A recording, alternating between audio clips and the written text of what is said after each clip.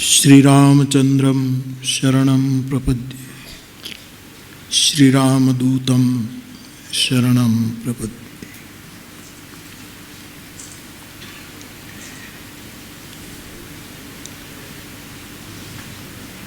कार्तकवद बीज ना आ उत्सव प्रसंगे प्रतिवर्षनी जेम संतवाणी एवॉर्ड संतवाणी प्रस्तुति गायन द्वारा तथा भजन ऊपर जुदा जुदा विषयों पसंद करीने एमना अधिकारी वक्ताओ अहींया आपणने कंईक मार्गदर्शन आपे एवो जे एक प्रारंभ थयो एनो 8मो मणको छे। एवा मंगल प्रसंगे सौ प्रथम तो आप सौ भाई बहनों आप सौनु हृदयथी स्वागत करूँ छूं अने बपोरे 3 वाग्याथी शरू थईने सांज 6 सुधी जे 3 वक्ताओए आपणने भजन विषे पोतानो अभ्यास पोताना विचारों प्रगट करीने विशेष प्रसन्न कर्या अने एमनु संयोजन आदरणीय निरंजन भाई कर्यु। आदरणीय संजुवाड़ा एमणे 17મી सदीनो भजन विषयनो आखो विचार बहुज विधिवत अहीं आपणने कह्यो। त्यार पछी दादा मेकरणनी पावन परंपरा में आवेला महंत बापू जेने मैं आवी रीते पद्धतिसर बोलता पहली बार सांभळ्या छे कि एक विषय लईने एक बावलीओ आवुं छूटू बेटिंग करी शके छे एनो खूब ज राजीपो व्यक्त करूँ छूं। अने भाई भरत एमनी तो खानदानी में संगीत अने साधना उतरेली छे। ए भरते रामग्री प्रकार विषयनु शास्त्री ऐतिहासिक एना स्वरूपों आदि आदि रजू करीने आपणने घणी विशेष माहिती आपणने आपी एमना माटे पण हूँ मारी प्रसन्नता व्यक्त करूँ छूं। अत्यारे संतवाणी एवॉर्ड शब्द तो आजनी परिभाषानो छे। संतवाणी ने कोईना एवॉर्डनी जरूर नथी। संतवाणी नी कोई हुंडी स्वीकारे एवा दातानी जरूर नथी। संतवाणी वाळानी हुंडी तो मारो शामळियो स्वीकारतो होय छे। अने ए पण नरसिंह मेहतो अकिंचन हतो एने भीड़ पड़ी हती एटले हुंडी नहीं द्वारका वाळो लाजे लक्ष्मीजी एने एम कांईक मोढुं देखाड़तो नहीं ई बीके हुंडी स्वीकारवा आव्यो तो। एटले आ संतवाणी एवॉर्ड में संतवाणीना जे ते मूळ सर्जको पोतपोतानी रीते एमानी एक वंदना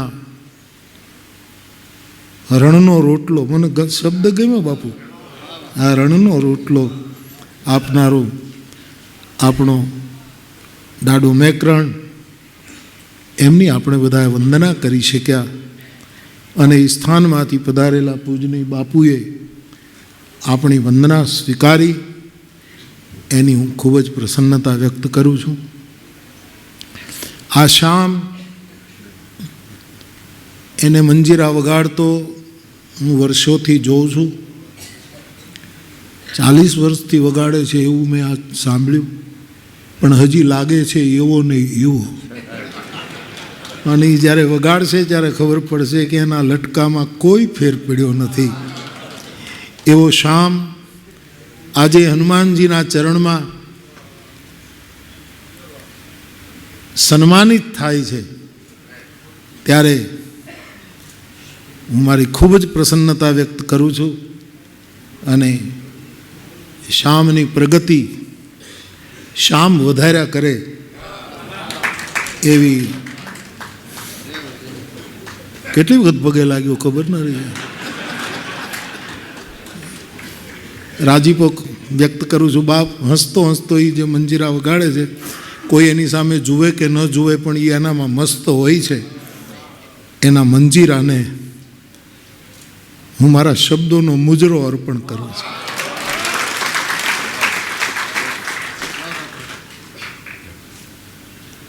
રાજ્યગુરુ સાહેબ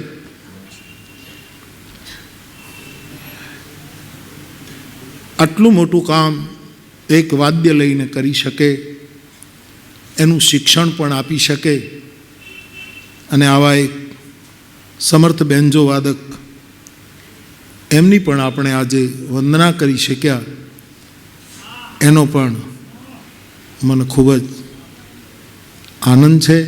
મારી પ્રસન્નતા વ્યક્ત કરું છું. મને કાનમાં કહી ગયા કે એવોર્ડ પાછા આપવાની ઋતુ ચાલે છે, પણ હું પાછો નહીં આપું. ખૂબ ખૂબ ધન્યવાદ બાપ. અને સમર્થ તબલા વાદક જેને વર્ષોથી હું નારાયણ બાપુની સાથે પણ વગાડતા જોયા છે, સુગમ સંગીતની પીઠ ઉપર કેટલી વખત મેં એને વગાડતા જોયા છે, એવા એક સમર્થ તબલા વાદક ધીરુભાઈ કે જે મહુવાના જમાઈ છે, અને જમાઈને તો પગે જ લાગવું પડે, એટલે એની તબલાની થાપને મારા નમન. ધીરુભાઈ, આપે અમારી વંદના કબૂલ કરી. અને આ કરસન હજી એના ઉચ્ચારો એના જીન્સના ઉચ્ચારો છે. એણે શબ્દ સુધારો નથી કર્યો, નહીંતર મુંબઈનો જણ છે. કેટલાની સાથે સંગતો કરી છે, ગાયું છે, કેટલો એનો વિશાળ પહેલો છે. છતાંય જ્યારે ગાય, ગાતી વખતે એની જે એના ખેલ છે એ બધા આપણે જોયા છે. અવાજ હજી એવો ને એવો છે, શરીર જરાક જરૂર તબિયત સારી થઈ છે. બાપ, હું અહીંયા તમને સાંભળતા સાંભળતા આજે તમને વંદન કરી રહ્યો છું, એનો મને બહુ આનંદ છે. કરશનભાઈ માટે તાળીઓ. અને એમણે એવોર્ડ કબૂલ કર્યો, પણ પૈસા પાછા આપ્યા. પણ એ તો હું લઉં તો તમે આપો ને. મેં આપ્યું એ તમે લઈ લીધું છે, એટલે હું પાછું તો નહીં લઉં, પણ હું તમે રાખો. તમારે જ્યાં વાપરવું હોય ત્યાં વાપરી નાખજો. નહીં ઘરમાં ખબરદાર જો 1 રૂપિયો વાપર્યો છે તેમાંથી. લાવો ભાઈ, કવર લાવો. એમનું કવર ક્યાં ગયું? ક્યાં છે? હા ભાઈ, તમારા થેલામાં જ છે. બાપ કરશનભાઈ, એ બાપ, કોઈ પણને આપના હાથે શુભ કાર્યમાં આપી દેજો. મારું રાજી થયો ભાઈ.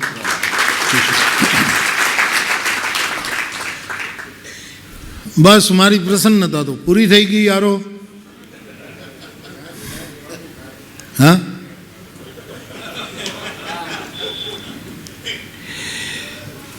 સૌથી વિશેષ પ્રસન્નતા એ છે કે આજના દિવસે આ તિથિ 1 વર્ષ અગાઉ નોંધીને કેવલ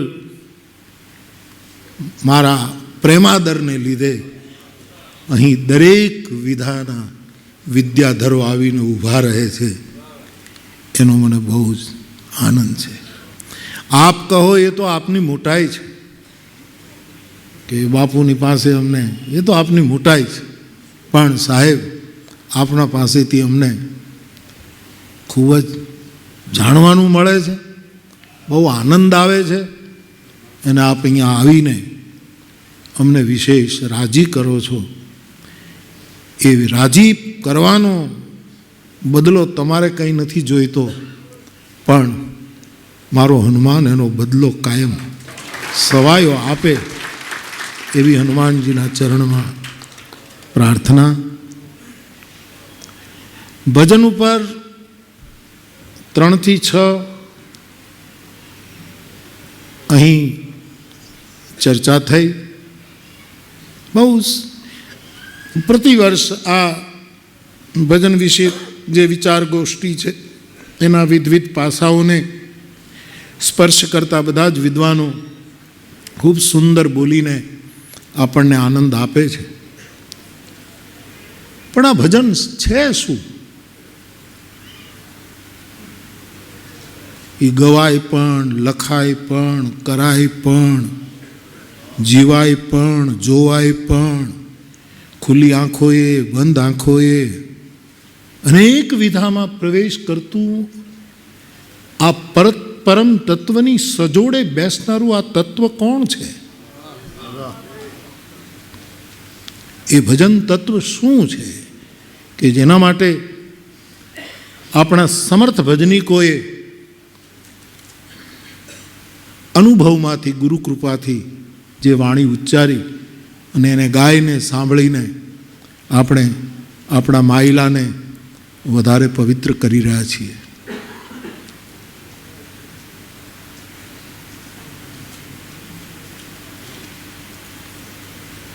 કોઈ પણ વસ્તુને સમજવાની કળ હોય છે.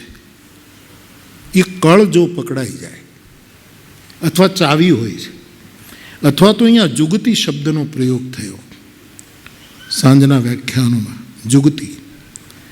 અને રામચરિત માનસનો એ શબ્દ છે બાપ, કે શ્રી હનુમાનજીએ વિભીષણને પૂછ્યું કે જાનકીજી ક્યાં છે? જાનકીજી એટલે જીવતું ભજન.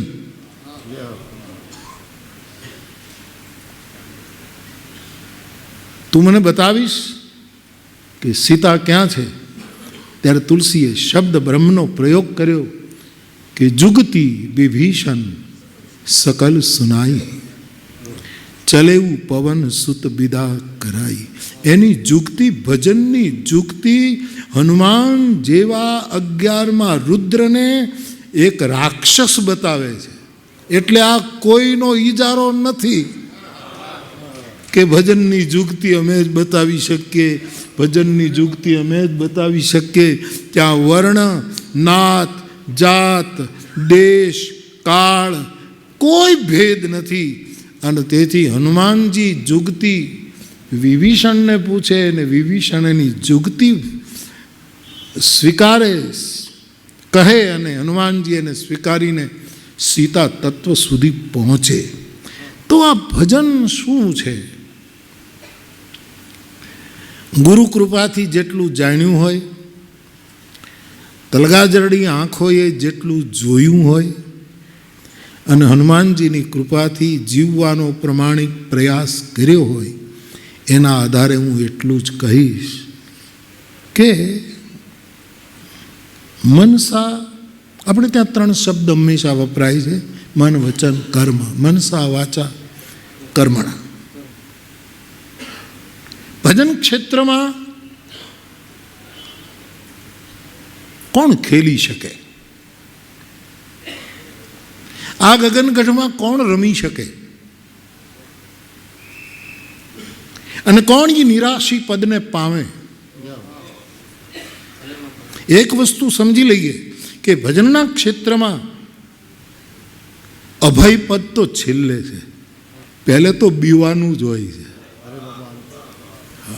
સીધો અભય થઈને ભજનના પહેલું પગથિયું નથી ચડાવ, એ તો છેલ્લું પગથિયું. પહેલું પગથિયું તો થરથરાવી મૂકે.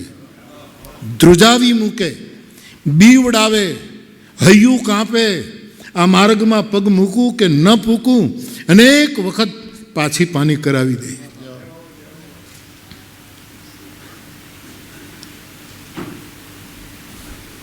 ऐसा कोई लम्हा नहीं, ऐसा कोई लम्हा नहीं कि उनका ख्याल न आता हो, ऐसा कोई लम्हा नहीं कि उनका ख्याल न आता हो, आंख नमी न हुई हो और दिल तड़प जाता न हो. पहला तो बहुत मुश्किल ही पड़े. ए मोहब्बत,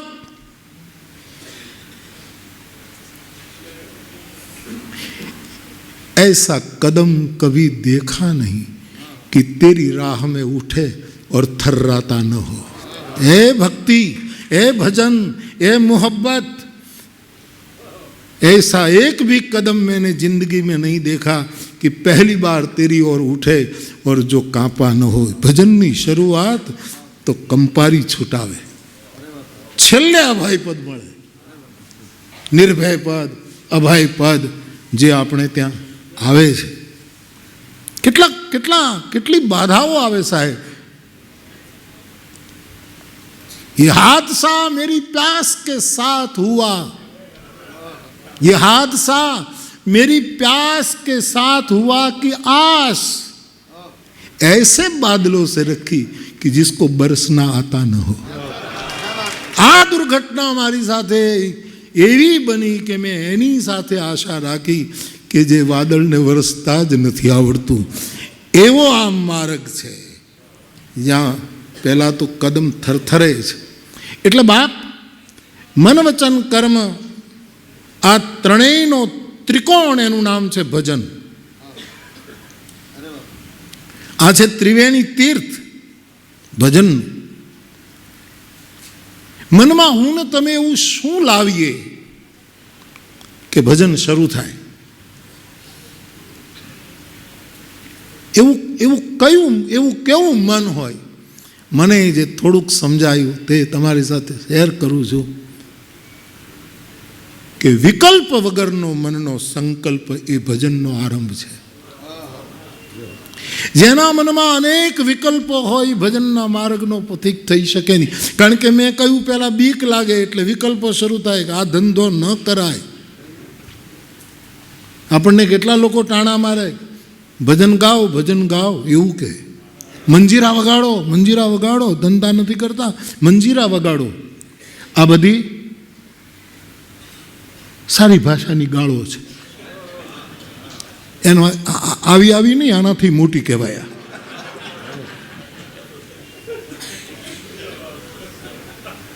મંજીરા વગાડો, રામસાગર લઈ લ્યો.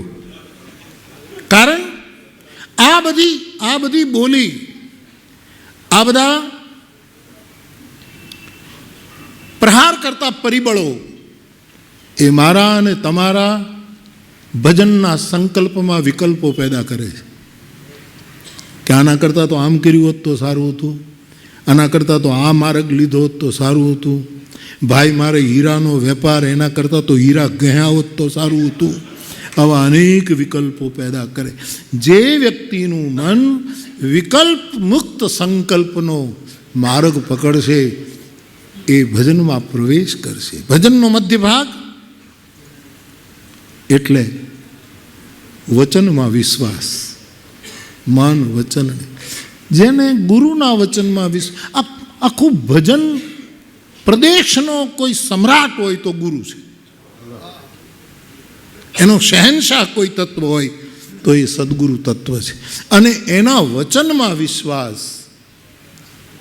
એ ભજનનો મધ્ય ભાગ છે. જ્યારે સદગુરુના એક વચન ઉપર જ્યારે પૂરેપૂરો ભરોસો જાગે ત્યારે સમજવાનું કે આપણે હવે બરાબર મધોમધ નિરખ્યા મોરારી. સૌ બાપો કહે છે એટલે મોરારી એટલે ઓલો મોરારી.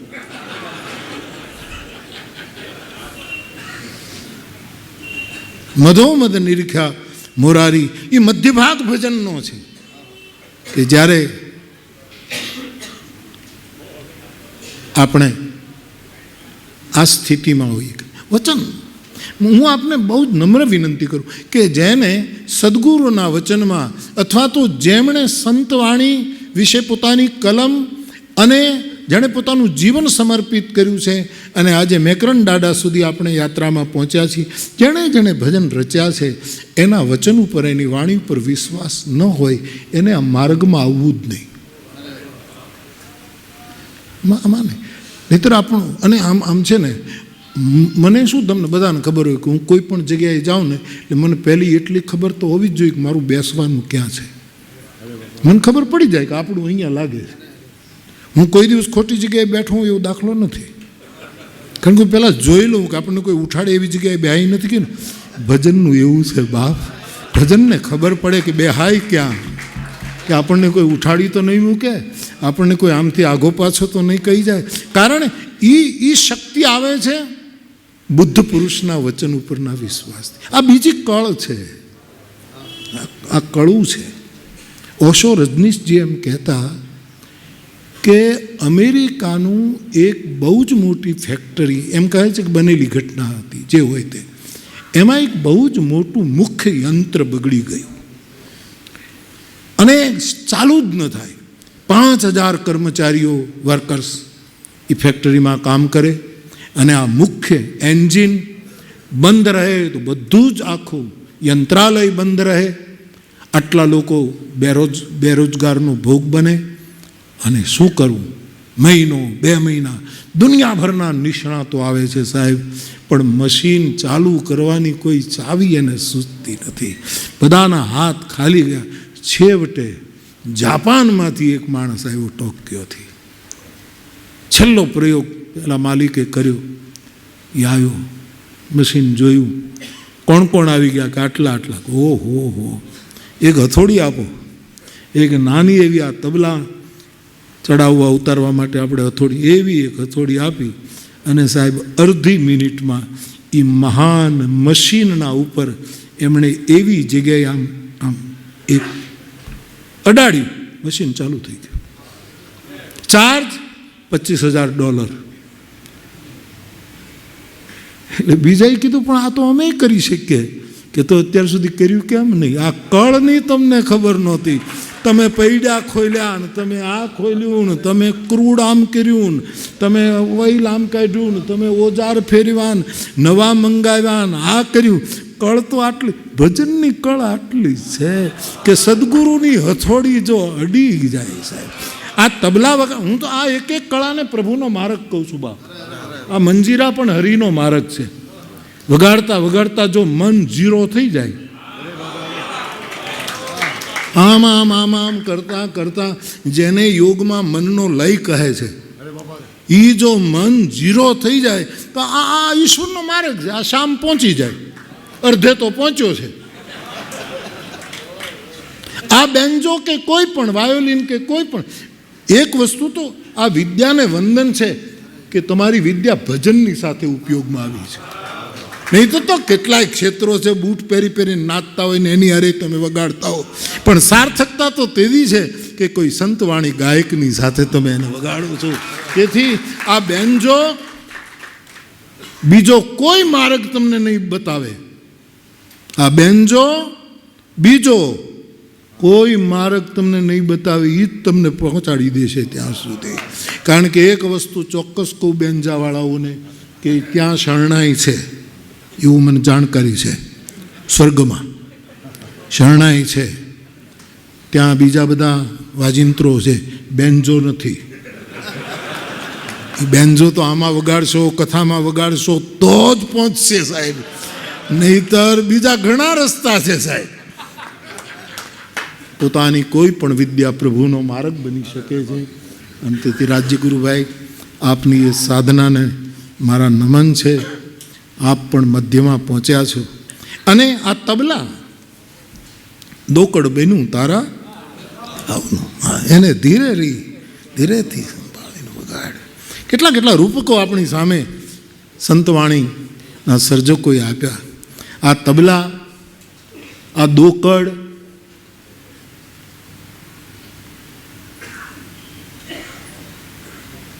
જેની કડ આમે વળે અને જેની કડ આમે વડે એને દોકડ કહેવાય.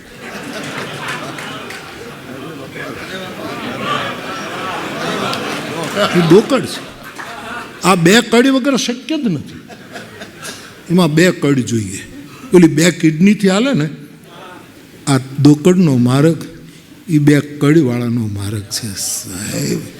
અને તેથી માર્ગ પણ મને ને તમને ત્યાં પહોંચાડે એવો માર્ગ છે. અને સંતવાણી જે ગાતા હોય, જે રીતે ગાતા હોય, જરૂર આપણે ત્યાં બહુ જ ગંભીર ચર્ચા થાય છે, વિશેષ થવી પણ જોઈએ. અને આપણા ફરી ફરીને પાછું ત્યાં જ પહોંચવું છે. એક તારાને મંજીરાએ તે આ ફરી ફરીને પણ થોડુંક ફરી લેવા દો, પછી ધીરે ધીરે ત્યાં હમણાં ભલે થોડીક ધડબડાટી બોલી જતી, પણ પછી તો એમ જ પાકી મૂળ તો એ જ છે. અને તેથી સંતવાણી એ પણ કોઈ પરમ તત્વ સુધી એટલે મધ્યનો જે ભાગ છે એ તો ગુરુ વચન ઉપર વિશ્વાસ હોવો જોઈએ, ત્યારે જ ભજનના મધ્યમાં પહોંચાય છે. અને ત્રીજું, આ બાપુ મંત બાપુ બોલ્યા, મોરચરવાળા બાપુ, એણે મને બહુ ગમ્યું. આ સાવ મને નવું લાગ્યું કે એણે એમ કીધું કે જેટલી લગભગ આગમવાણી એ બધી નકારાત્મક જ છે. અમારો હકોદાન એમ કે બાપુ મેં માતાજીની એક સ્તુતિ લખી, હું ગાઉં છું, એ ગાય છે પણ સારું, અને લોકોને ગમે છે પણ સારું ને.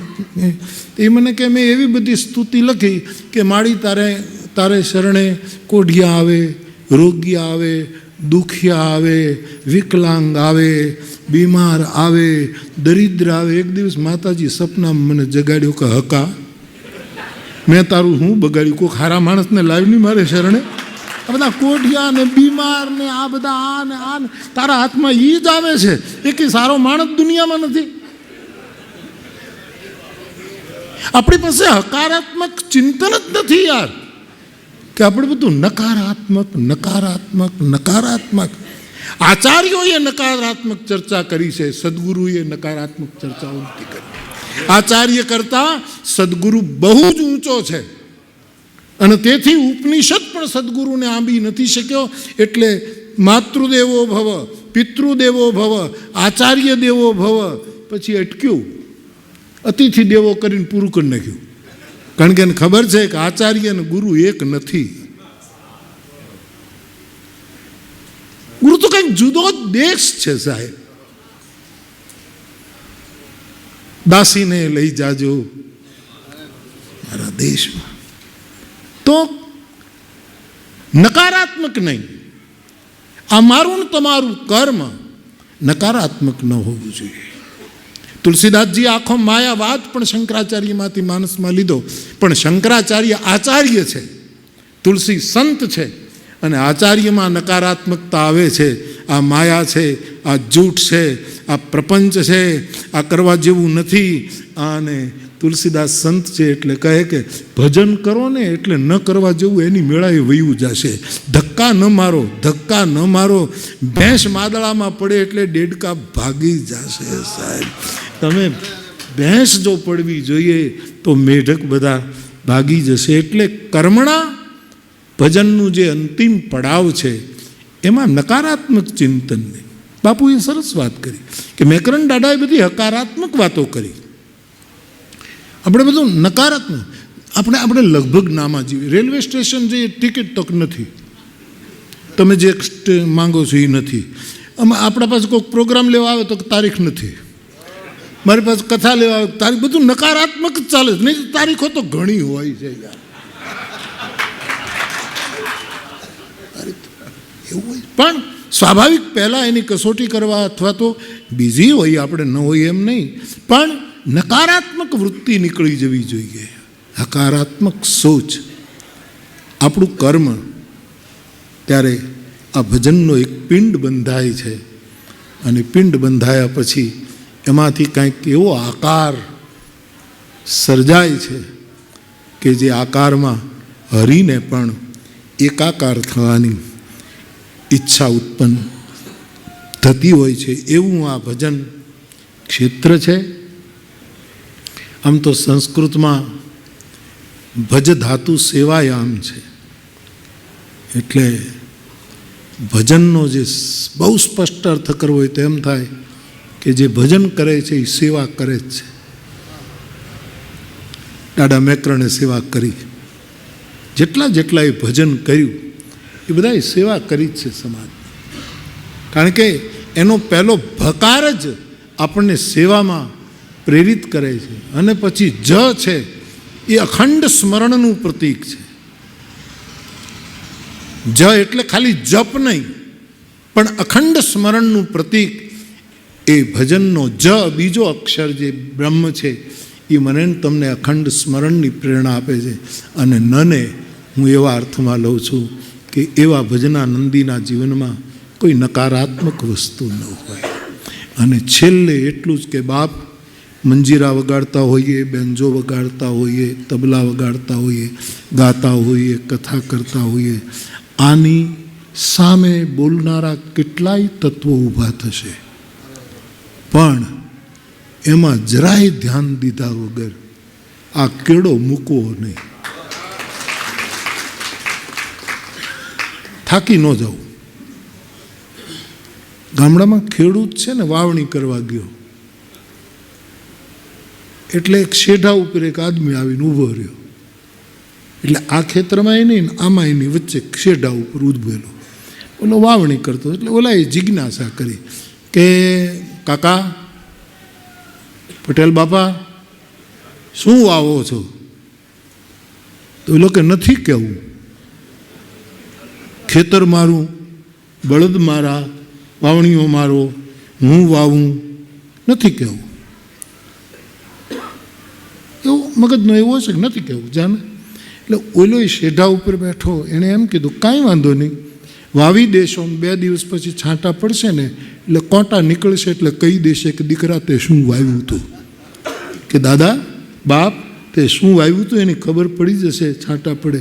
ઓલાએ કીધું તો વાવવું જ નથી, એમને વયો ગયો પાછો. કારણ કે આવા મુદ્દા લોકો ઊભા કરશે, વાવણી બંધ ન કરાય, નહીંતર તો મોસમ સૂકી જવાય. અને ઘણી વખત ખેતરના માલિકને ખબર નથી, શેઢા ઉપર ઊભેલા સાક્ષીઓને જ ખબર છે કે તત્વ શું છે.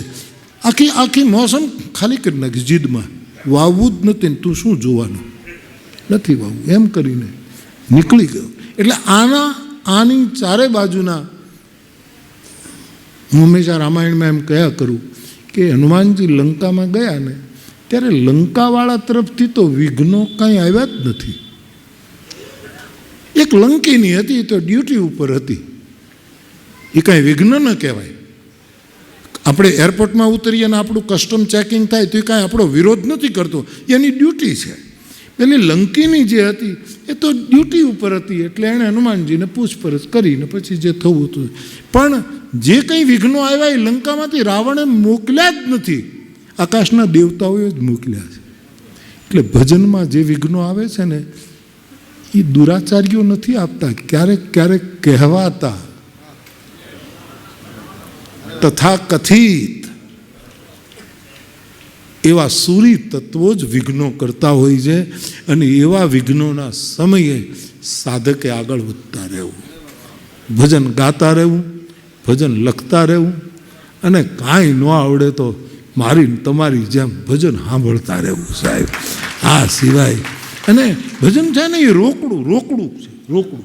યોગનું પરિણામ બાપુ બહુ પછી આવે, નહીં આવે કે ન આવે એ બધું આમ નક્કી નહીં. કેટલા યોગીઓ ભ્રષ્ટ થતા હોય છે, પણ આ ભજન છે ને એ જ પડે આપણને આનંદ, આપણું માથું હલી જાય, આપણો માયલો ઝૂમી જાય, બસ એ રોકડું છે આ બધું. અને તેથી આવો સંતવાણી એવોર્ડ, અને એમાં આટલા બધા સંતવાણીના ઉપાસકો અહીં પોતાના બધા જ કાર્યક્રમો આમથી આમ કરીને અહીંયા આવે છે, એ મારા માટે બહુ જ, હું બીજું કાંઈ નહીં કહું, પણ હું એટલું જ કહું કે હું વધારે કાંઈ કેમ કહું, પણ હું રાજી બહુ થાઉં છું ભાઈ સાહેબ. મને આનંદ બહુ થાય છે.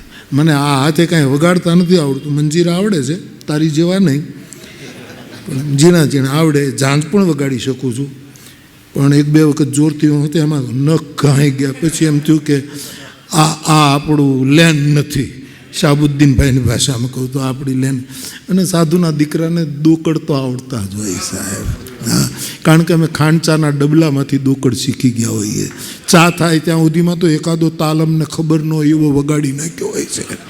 એના પહેલાં ચા ન પીધી હોય એટલે દોકડ બોકડ એવું કંઈક આવડે. પણ આ હાથ સાર્થક ત્યારે છે કે આવા વિદ્યાના ઉપાસકોને આ હાથ ભેગા થઈ અને જ્યારે પ્રણામ કરી શકતા હોય ત્યારે આ હાથની સાર્થકતા છે.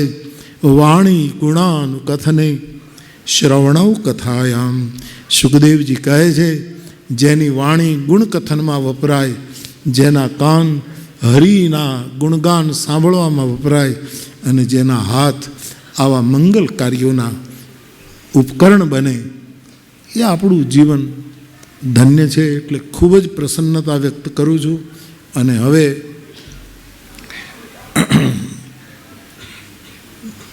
સંતવાણીનો દોર જેમ હરીશભાઈ કહેશે અને પછી આખું સંચાલન અમારે કવિરાજ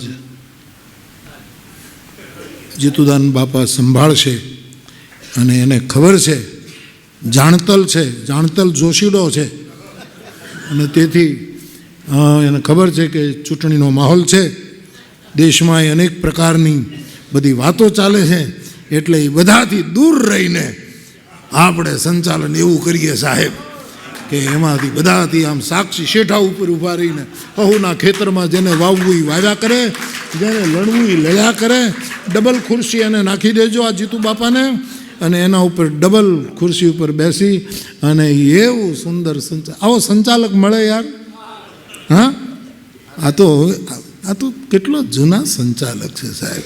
હા, અને એની સામે કોઈ કોમેન્ટ તો કરી જુએ ચાલુ પ્રોગ્રામમાં તો ખબર પડે કે આ ગઢવો ક્યાંનો ક્યાં નીકળે સાહેબ. એટલે એ પછી હરીશભાઈ કહેશે, વિનંતી કરશે ત્યારે એ સ્વીકારશે. વિશેષ કંઈ નહીં કહેતા, છેલ્લે એટલું જ કહું કે આપણે બધાએ આપણી વિધાએ આપણી ચાલ ઉપર ચાલીને એક જ જગ્યાએ ક્યાંક પહોંચવું છે. અને અત્યારે તો અહીંયા મળશું, વળી પાછા જુદા પડી જઈશું, પ્રારબ્ધ ચાલશે ત્યાં સુધી મળતા રહે. પણ કોઈક એવી જગ્યા છે ત્યાં બધા એક હારે પાછા ભેગા થઈશું, એવી આ યાત્રા છે. આ માર્ગીનો માર્ગ છે. મારા બહુ જ આદરણીય નાથાભાઈ ગોહિલ સાહેબ અત્યારે માર્ગી પરંપરા ઉપર કામ કરી રહ્યા છે અને હું રાજી થયો. એમનો આલેખ તો હું જોઈ જઈશ. પણ અને અમે આ માર્ગીનો મહિમા જ નરોત્તમ બાપા એ છે કે એ વામ માર્ગી નથી, દહીન માર્ગી પણ નથી, કોઈને ઓવરટેક કરીને આગળ હાલનારો માર્ગી નથી. મોત આવે તો પણ કોઈની પાછળ એની પાછળ એને ઓલો કરતો એની પાછળ ચાલતો માર્ગી નથી. કોકના ઉપર ખાબકી અને કોઈને દબાવી દેનારો માર્ગી નથી. અને કોઈના પગના કાંટા બને ભૂમિમાંથી નીકળે એવો આ કોઈ કુટસ્થ તટસ્થ માર્ગનો આ માર્ગીની આખી આ પરંપરા છે. અને તેથી આપણે બધા એવા માર્ગ ઉપર જઈએ, એવા માર્ગી બનીએ. બુદ્ધનો માર્ગ હતો મધ્યમ માર્ગ, પણ હું તો મધ્યમ માર્ગ પણ નામ નથી આપતો આને. નામ છે ત્યાં તકલીફ છે.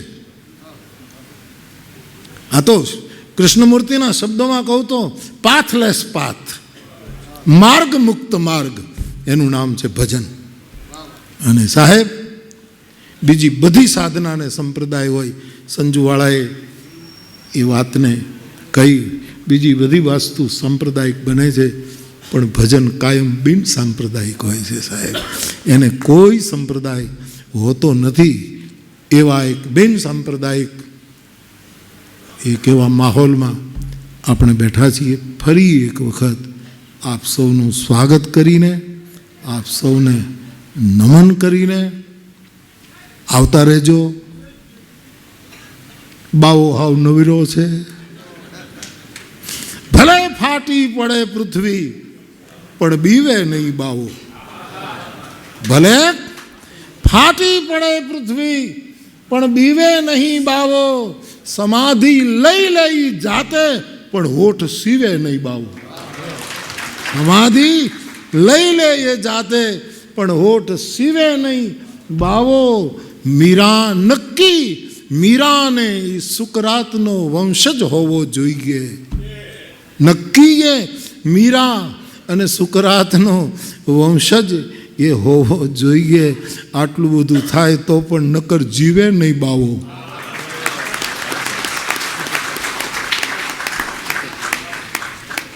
જગદીશ ત્રિવેદીની કવિતા છે. હું પાછું રહી ન જાય, તમને એમ ન થાય કે બાપુ એ કવિ થઈ ગયા. નહીં, મારા ભગવાન મને બચાવે બાપા, આ ક્ષેત્રમાંથી મને અલ્લાહ બચાવે. એટલે પણ જગદીશ ત્રિવેદીએ રૂખડ માટે એક કવિતા લખી, એના થોડાક શબ્દો. આપ સૌને પ્રણામ. જય સિયારામ.